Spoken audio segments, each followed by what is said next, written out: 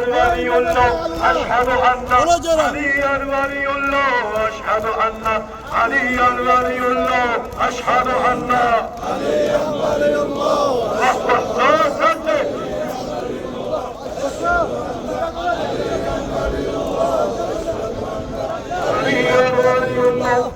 Hüseyin kurban oldu bağrım var.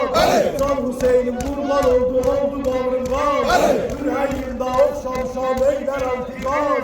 Yüreğimde okşam şam eyler antikam. Askarına layla diyelim ben yapamam. Askarına layla diyelim ben yapamam. Eşhedü en la Aliyen veliyullah. Eşhedü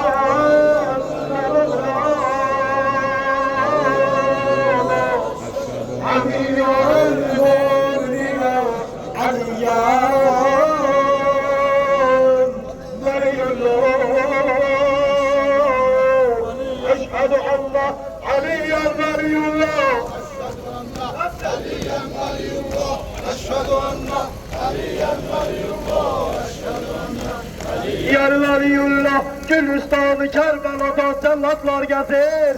Gülistanı Kerbela'da cellatlar gezer. Okladılar Hüseyin'imi iman demeden. Okladılar Hüseyin'imi iman demeden.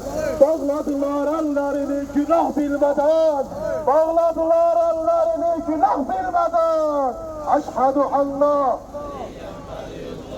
Eşhedü enne Mevlana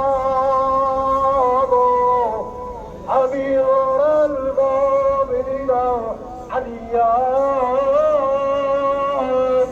حجة الله